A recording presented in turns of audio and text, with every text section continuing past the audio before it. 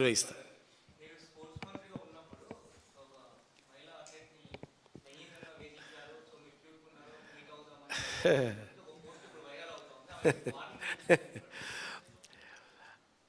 ఇక ఏం చెప్పాలా, అది నేను కూడా చూసి షాక్ అయినా. ఇమ్మీడియట్గా మళ్ళీ వాళ్ళ బంధువులే ఎవరు బాబాయ్ ఎవరు ఉంటారు నా దగ్గర తీసుకొచ్చినారు. ఆయన ఇమ్మీడియట్గా ఇంకో వీడియో పెట్టి, లేదు సార్ మీరు కాదు, మీ దగ్గర ఎవరు కంప్యూటర్ ఆపరేటర్ ఏదో మాట్లాడితే మీ దృష్టి తీసుకొస్తే ఇమ్మీడియట్గా అవన్నీ రిమూవ్ చేసిండ్రు జాబ్లోకి నుంచి అదే రోజు. మళ్ళీ మేమే రిక్వెస్ట్ చేస్తామని జాబ్లో పెట్టుకోమని, ఉద్యోగాలు పెట్టుకోండి పాపం ఏదో తెలియకన్నాడు పిలవడని చెప్పి అన్నాడు. ఉద్యోగాలు పెట్టుకొని మేమే రిక్వెస్ట్ చేసినాం, అయినా మీరు తీసేసిండ్రు. ఆ రోజు మీరు ఎంతో ఆదరించి మమ్మల్ని ఎంకరేజ్ చేసారు. కాకపోతే మార్షల్ ఆర్ట్స్ అనేది స్పోర్ట్స్గా ఎక్కువగా గుర్తింపు లేకపోయింది. అప్పుడు ప్రభుత్వం నుంచి వేరే క్రీడలకు ఇచ్చినంత ప్రోత్సాహం ఇవ్వలేకపోయింది. మరి మీరు ట్రై చేసిండ్రు కానీ మీకు సంబంధం లేదా ఇష్యూ మాత్రం అని చెప్పి వాళ్ళు చెప్పారు. ఆ వీడియో కూడా వచ్చింది, వాళ్ళు మాట్లాడింది కూడా వచ్చింది. అంటే ఈ బీజేపీ కాంగ్రెస్ ఎట్లయిపోయిందంటే, అందరు కొంత మంచి వాళ్ళు కూడా ఉండొచ్చు, అందరిని అనలేము, అందరిని ఒక గాడి కట్టలేము. కానీ అందులో కొంతమంది ప్రజా సమస్యల మీద దృష్టి పెట్టి ఎదగాలనేటువంటి ఆలోచన ఉండదు. కొంతమంది లోఫర్గాలు అంటే చూడు, చిచ్చరగాలు చేసే పని అనమాట. అంటే ఎదుటి వ్యక్తిని డ్యామేజ్ చేయడానికి, వాడిని డ్యామేజ్ చేస్తే ఎదుగుతా అనుకుంటారు అనమాట. అరే వాడిని డ్యామేజ్ చేస్తే నేను ఎదిగిపోతా అనుకుంటారు. కానీ నిజం నిలకడని నిలుస్తాయి కదా. ఆ వీడియో వచ్చింది, ఇమీడియట్గా మళ్ళీ వాళ్ళే వరుసలో ఇంకో వీడియో పెట్టిండ్రు. ఏం మాట్లాడినది అది, నాకు సంబంధం లేని ఇష్యూ అది. ఆ అమ్మాయి ఏదో పాపం మాటల్లో ఏదో చెప్పినట్లుంది, అమ్మాయి ఏదో చెప్పింది, వాడి మీద చెప్పనికి పోయి దాని మీద ఏదో ఫ్లోలో ఏదో మాట్లాడినట్లుంది. ఆ అమ్మాయి మాట్లాడిన దాన్ని ఈ పార్టీలు దాన్ని బ్యాడ్గా కట్ చేసి ట్రోల్ చేయడం జరిగింది. అది 3 సంవత్సరాలు మాకే అర్థం కాలే. ఇప్పుడు 1000 మంది కలుస్తుంటారు, రోజు 100 మంది కలుస్తుంటారు. అంటే ఇప్పుడు ఎందుకంటే ఇప్పుడు బీఆర్ఎస్ పార్టీ అనేది ప్రజలలో ఎదుగుతూ ఉంది, ఆదరణ చూడలేక. తర్వాత మేము సమస్యల మీద బీసీ జనగణనలో మీరు చేరుస్తానో ఎందుకు చేర్చలేదు, బీసీ కులాల జాబితా, బీసీ రిజర్వేషన్ ఏమైనాయి, రాష్ట్రంలో ఏమైనాయి, విద్యా ఉద్యోగాల రిజర్వేషన్ ఏమైంది, ఉద్యోగాలు ఏమైనాయి, రైతుల గురించి ఇట్లాంటి మాట్లాడుతాం. రోజు మాట్లాడుతున్నట్లు ఏం చేస్తారంటే పర్సనల్ క్యారెక్టర్ అసాసిన్ చేస్తారన్నమాట.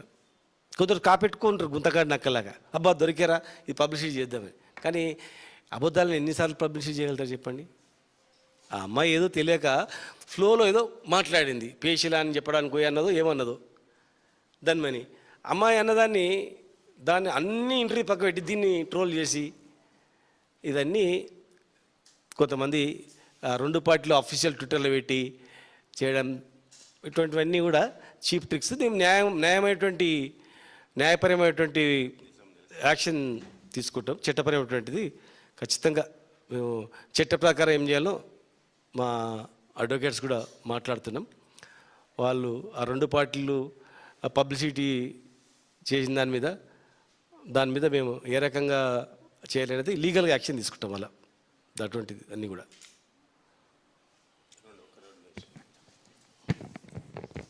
చెప్తాను నరేందర్ నిర్వహిస్తా.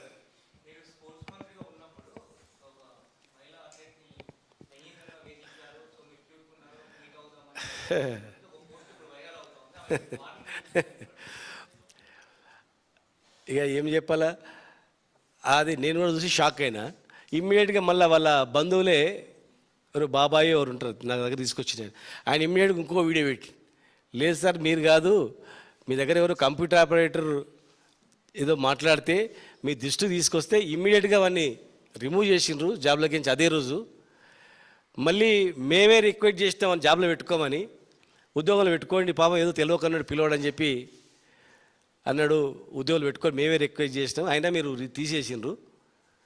ఆ రోజు మీరు ఎంతో ఆదరించి మమ్మల్ని ఎంకరేజ్ చేసారు. కాకపోతే మార్షల్ ఆర్ట్స్ అనేది స్పోర్ట్స్గా ఎక్కువగా గుర్తింపు లేకపోయింది. అప్పుడు ప్రభుత్వం నుంచి వేరే క్రీడలకు ఇచ్చినంత ప్రోత్సాహం ఇవ్వలేకపోయింది. మరి మీరు ట్రై చేసిండ్రు కానీ మీకు సంబంధం లేదా ఇష్యూ మాత్రం అని చెప్పి వాళ్ళు చెప్పారు. ఆ వీడియో కూడా వచ్చింది, వాళ్ళు మాట్లాడింది కూడా వచ్చింది. అంటే ఈ బీజేపీ కాంగ్రెస్ ఎట్లయిపోయిందంటే, అందరు కొంతమంది మంచి వాళ్ళు కూడా ఉండొచ్చు, అందరిని అనలేము, అందరిని ఒక గాడి కట్టలేము. కానీ అందులో కొంతమంది ప్రజా సమస్యల మీద దృష్టి పెట్టి ఎదగాలనేటువంటి ఆలోచన ఉండదు. కొంతమంది లోఫర్గాలు అంటే చూడు, చిచ్చరగాలు చేసే పని అనమాట. అంటే ఎదుటి వ్యక్తిని డ్యామేజ్ చేయడానికి, వాడిని డ్యామేజ్ చేస్తే ఎదుగుతా అనుకుంటారు అనమాట. అరే వాడిని డ్యామేజ్ చేస్తే నేను ఎదిగిపోతా అనుకుంటారు. కానీ నిజం నిలకడని నిలుస్తాయి కదా. ఆ వీడియో వచ్చింది, ఇమీడియట్గా మళ్ళీ వాళ్ళే వరుసలో ఇంకో వీడియో పెట్టిండ్రు. ఏం మాట్లాడినది అది, నాకు సంబంధం లేని ఇష్యూ అది. ఆ అమ్మాయి ఏదో పాపం మాటల్లో ఏదో చెప్పినట్లుంది, అమ్మాయి ఏదో చెప్పింది, వాడి మీద చెప్పనీకి పోయి దాని మీద ఏదో ఫ్లోలో ఏదో మాట్లాడినట్లుంది. ఆ అమ్మాయి మాట్లాడిన దాన్ని ఈ పార్టీలు దాన్ని బ్యాడ్గా కట్ చేసి ట్రోల్ చేయడం జరిగింది. అది 3 సంవత్సరాలు మాకే అర్థం కాల. ఇప్పుడు వేల మంది కలుస్తుంటారు, రోజు వందల మంది కలుస్తుంటారు. అంటే ఇప్పుడు ఎందుకంటే ఇప్పుడు బీఆర్ఎస్ పార్టీ అనేది ప్రజలలో ఎదుగుతూ ఉంది, ఆదరణ చూడలేక.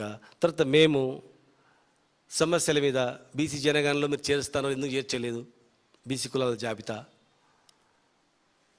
బీసీ రిజర్వేషన్ ఏమైనాయి, రాష్ట్రంలో ఏమైనాయి, విద్యా ఉద్యోగాల రిజర్వేషన్ ఏమైంది, ఉద్యోగాలు ఏమైనాయి, రైతుల గురించి ఇట్లాంటి మాట్లాడుతాం. రోజు మాట్లాడుతున్నట్లు ఏం చేస్తారంటే పర్సనల్ క్యారెక్టర్ అసాసిన్ చేస్తారనమాట.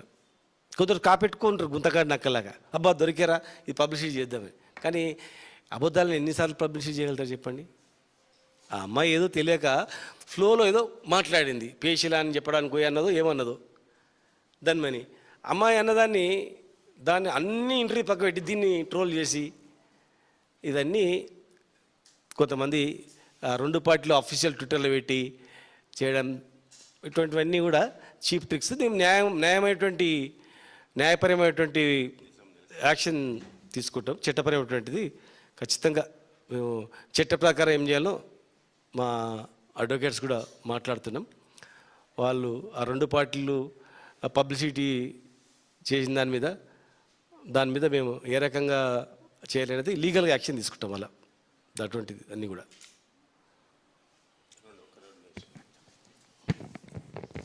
చెప్తాను నరేందర్.